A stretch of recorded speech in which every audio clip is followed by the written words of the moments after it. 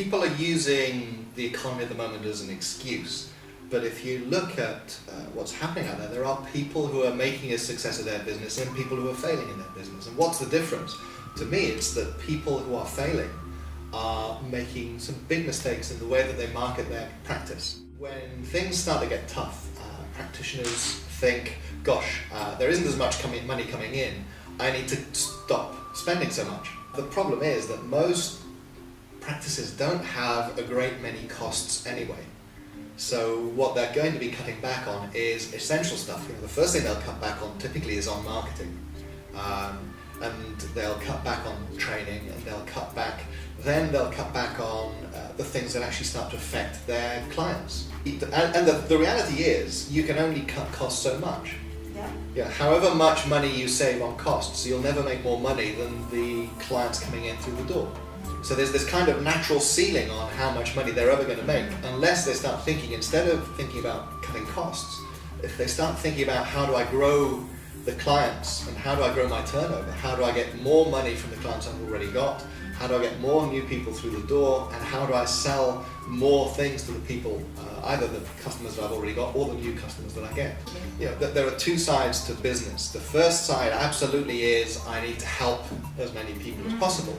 Yes. But if you don't also do the second side, which is to make a profit from your business, then you're not going to be around to help people. And it's very easy to stand still and be paralyzed by fear. People worry that they'll do the wrong thing, and so our natural instinct is to do nothing. That's right. The only problem is, if you do nothing, then the business is going to decline slowly or fast into failure. The second pitfall is that they don't understand how they sell.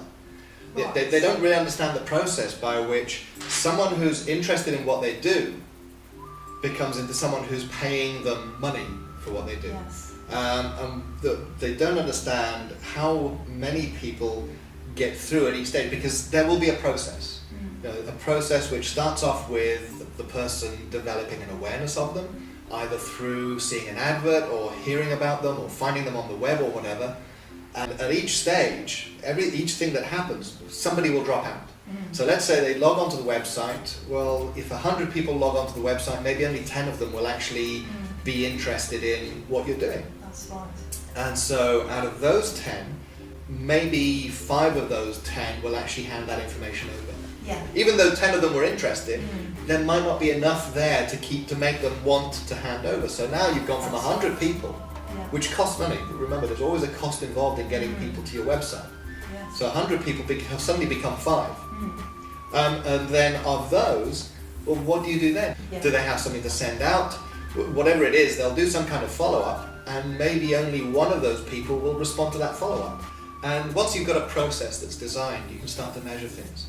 So you can, let's say that you've got your website, you can ask your webmaster how many people are logging on, or how many people are looking at the website every day. Yeah. And from that you can work out, well, if that's how many people I've got coming to it, and that's how many people are asking for my report or giving me their details or whatever, then I've got to drop. I now know what my fallout rate is, my dropout rate. And once we know that, we can do something about it. We can use techniques to increase the number of people who go to the next steps, whether it's creating better text for the website, or using some very well documented principles about how consumers behave and how people think. And we harness those to increase the level of interest and the level of persuasion that we can apply. Right. Yeah. So we do that, and we create this very nicely controlled process that we can then monitor. And once you monitor it, you're in control, and you know now how much money you have to spend in order to get one person to the end to be a client. And so let's say you work out that it's actually costing you £20 to get a person all the way through that process. Well, then it doesn't make sense to be charging them £15 an hour. At the TFT conference a few weeks ago, we asked people, how much are you charging? And there were people who were charging £150 an hour, and there were people who were charging £10 or £15. That's right. Yes. And the only difference between them is the level of fear and the level of confidence. So we've got to get people focused on raising their revenue, not reducing their costs. We've got to help people to understand their sales process. We've got to get them out of this mindset of fear and uncertainty, And the other thing I encourage people to do is to get away from selling their life by the hour. You're not selling a solution, because if they're charging by the hour, then there's always the possibility that somebody will reach the end of their budget and say, you know what, I can't afford it anymore, so I'm going to stop. And it won't have been resolved. Yes. What you're really doing is you're ending up selling your life in chunks of 60 minutes. Yes. One of the things that I say to people is, well, if you think about it that way, if that was the last 60 minutes of your life, is that really only worth £10 or £15? I mean, even when you're up at £150, is that still enough to cover that being an hour of your life that you'll never get back? The next mistake that people make is that we focus on how much money we've already made. What we need to focus on instead is, what are the things I'm doing now which will bring a client in the future? What are the activities that I have to do, whether it's advertising in the local paper or whatever? There are certain activities that we need to do that are going to generate clients, but they're not going to do it for a few months, possibly, or a few weeks. No, you've got to look into the future, haven't you? You've got to look into the future and make sure that you're doing those activities. Yes. When I first started my training business, I fell into the trap where I would only advertise the next course once the last course had been run. Absolutely. So I'd have this period of inactivity, and then suddenly I'd think, oh gosh, I've got no money coming in, I need to advertise the next one. And we can fall into the same trap where we're not thinking about clients down the road, we're thinking, gosh, I've got 5 clients this week, is that enough or isn't it? Yes. And by then it's too late to do anything about it. You can't go out into the street and start dragging people off. Well, you can try. You can try. Don't get you very far. Absolutely. Yes. But you need to have done stuff several weeks ago, probably, if not several months ago. That's true. What they think is, gosh, I'm stressed, gosh, I'm overweight, or I need more confidence, or I've got this talk coming up and I don't know how I'm going to give it because I'm terrified. And that's the kind of thing that we need to be selling. We need to be selling the fact that we can help people overcome those problems. We need to be a provider of solutions. It's like a plumber advertising themselves by saying, I use a wrench. Yes. So one of the things that we will help people to do is to identify a niche for themselves. Yes. What is the one area of business, whether it is a particular group of clients or a particular problem or group of problems, that I am really great at solving?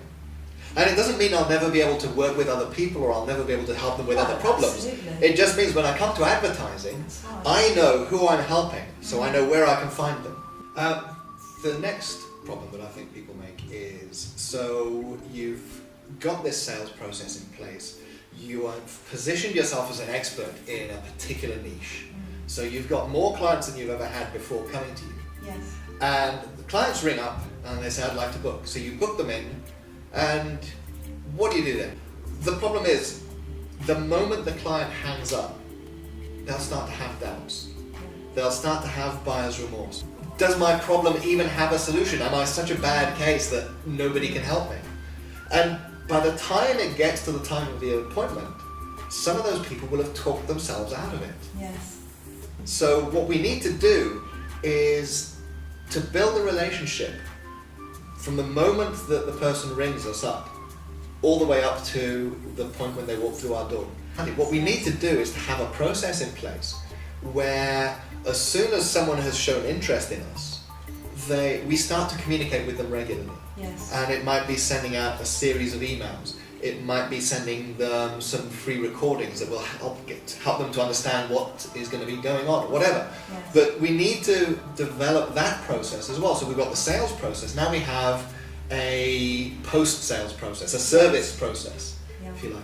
And we need to master the kind of online tools that will help us to create that. So we'll be talking about autoresponders, we'll be talking about using the video sites, we'll be talking about how do you create an MP3 that people can then access, and you can send it out to them. The important thing is to understand what needs to happen, because if you're not comfortable with technology, you can always find somebody who can do it for you. Yes.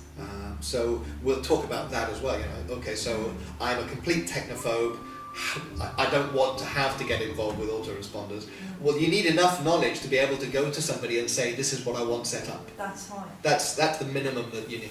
The problem comes from people not understanding what networking is. That's very true. They think, okay, I'm walking into a room full of business people and these people aren't going to want to buy me. Yes. And there's two problems in there. One is they're not business people, they are people Yes. who have the same problems as everybody else outside that networking room. So there may be a client in there that's just waiting to meet you. But the second misconception that people have is, so I've got this group of people in front of me, I need to sell to them. That's right, selling to the room. Yes. And you're not. You're going networking because the people in that room may know other people who need you. And those people may know other people who need you. That's right. And what we need to get out of is this idea of, oh, I'm going to sell to the person sitting opposite me. And really, all we're doing is opening a conversation with them to say, look, this is what I do. Do you know anybody who could use it? You know, do you know anybody who's got these kinds of issues and who I can help? And again, that conversation becomes a lot easier if you're only dealing with one or two issues and you're positioning yourself as an expert. Yes. Because you're talking, let's say you're sitting opposite an accountant. They're an expert in their field. If you come along and you say, yeah, you know what, if you know anybody who's got any kind of problem, I can help them. Well, they're thinking, that's a big promise. I'm not sure you could follow up on that. If you say, you know what, I specialize in helping people to lose weight. I can get clients to lose 2 stone in 3 weeks or whatever it is. Yeah. Suddenly it becomes a much more compelling conversation. Kind of following on from that, the final mistake people make, I think, is they're afraid to ask for referrals. And they're taking the choice away from the client, Yes. which is unfair on the client. The client could have a whole bunch of people that they know Yes. who they would love to help, but they can't because you're taking that choice away. That's So one of the things we talk about is the correct way to ask for referrals. Yes. And the correct way to ask for a referral is not, oh, here's a bunch of my business cards. If you know anybody who might be interested, give them out, please. Because it's like begging or praying for a referral. You're not going to get anywhere with that. No. So Absolutely. we'll talk about a nice structured way Yeah. of getting people to bring you referrals, if it's appropriate. Yeah. It's about asking people for what you need. It's about making it clear to them how they should be, for want of a better word, selling you. Yes. You're asking people to become your sales force effectively. Absolutely. And most practitioners send that sales force out without any kind of training. Now, no business would do that. That's very true. Yeah, salespeople understand the product that they're selling. They understand who their target is, Yes. and they can go out and help them. Yes. If you just say to people, "Here's my business card, give it to your friends," they don't know what to say to their friends, and they don't know which of their friends to give it to, That's right. if they even bother. So it's about training your clients, really. It is. Yes. It's about training your clients. Yeah. So that's it. I mean, if you can address all of those problems, then you can actually get rid of all of the blocks that are holding people back from creating a successful practice. Yeah. And in the workshops, that's what we're aiming to do. We're aiming to get people past each of those blocks and a few other blocks and mistakes that turn up, but they're not as common as those. Our real focus is if we can get people past those 7 big mistakes, Yes. then they can start to create a really successful practice. And I have a simple philosophy, and that is that you deserve to be rewarded for the value you create for other people. Absolutely. You're not going to get rewarded if you don't create value. So don't be worried that, oh, I'm making money out of my clients. No, you're making money out of helping them and creating value for them. My experience is that the less someone pays, and obviously the extreme example of that is someone getting free, Yes. the worse they are as clients. The more That's demanding they are, the more troublesome they are. They're the ones who are going to ring you up a few weeks later and say, oh, it didn't work. Absolutely. The irony is that people who pay more tend to be, because they've paid more, it's kind of human nature, we think it must be better. So Absolutely, yes. we actually give it more value in our own mind when we've paid more for it. And the clients who pay the top rates Yeah. are often the ones who are most satisfied, Yes. even though they've got exactly the same results as somebody else did from someone else who was only charging them £30. Yes. But the practitioner who was charging £30 will get all the complaints, and the practitioner who was charging £300 will get all the compliments. It's Human nature. And a lot of what we're doing in these workshops is harnessing human nature, getting the practitioners to understand what their clients are thinking and what they're feeling Yes. throughout the process, from the moment when they first discover the practitioner all the way to walking out of the door with their problem gone. You know, they arrive thinking, how am I going to... I don't want to build a business. I don't know what to do. I'm confused. There's so much to think about. How do I market? How do I sell? Yes. What's a squeeze page, and what Yes. on earth is a blog, and why do I need Yeah. one? Things like that.